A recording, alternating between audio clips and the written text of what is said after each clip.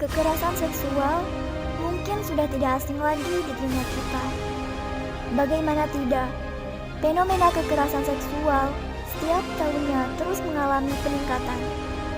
Menurut Catahu tahun 2021, kekerasan seksual di ranah pribadi berada pada peringkat kedua dengan jumlah kasus sebanyak 1.983 kasus atau setara dengan 30%.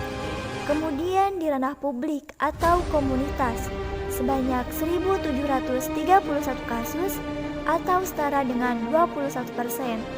Dengan kasus paling menonjol adalah kekerasan seksual sebesar 55%. Kemudian, apa itu pelecehan seksual? Pelecehan seksual adalah perilaku yang berhubungan dengan seks yang tidak diinginkan, yang terjadi secara lisan, tindakan, maupun lewat isyarat. Pelecehan seksual biasanya dilakukan oleh pihak yang merasa dirinya memiliki power terhadap orang lain. Pelecehan seksual dapat terjadi pada siapapun, seperti pada perempuan, laki-laki, remaja, lansia, bahkan terjadi pada anak-anak. Bentuk-bentuk kekerasan seksual dapat berupa perkosaan, intimidasi seksual, eksploitasi seksual, perbudakan seksual, pelecehan seksual, dan lain-lain.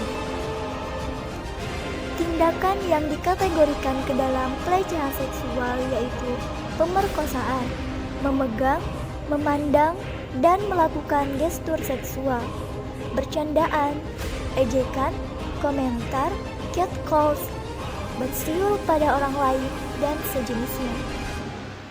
Perempuan yang mengalami tindakan pelecehan seksual akan melaporkan kejadian yang menimpanya. Perempuan yang melapor ini biasanya berakhir dengan jalur mediasi, yakni dengan mengawinkan korban dengan pelaku.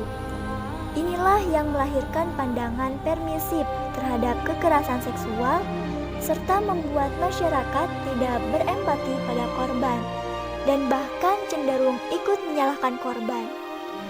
Pandangan seperti ini harus diubah, karena bila ada kekerasan, maka pelaku dan calon pelakunya yang harus dikerangkang, bukan malah membelenggu kebebasan korban dan calon korban. Selain menyalahkan korban atau victim blaming, yang paling parahnya lagi yaitu masyarakat kita sudah menganggap bahwa pelecehan seksual adalah hal yang lazim atau sering dikenal dengan rape culture dan dijadikan angin lalu. Inilah budaya di negara kita yang harus dilawan dan tidak boleh dibiarkan. Jangan sampai kita menjadi generasi yang terus melanggengkan rape culture.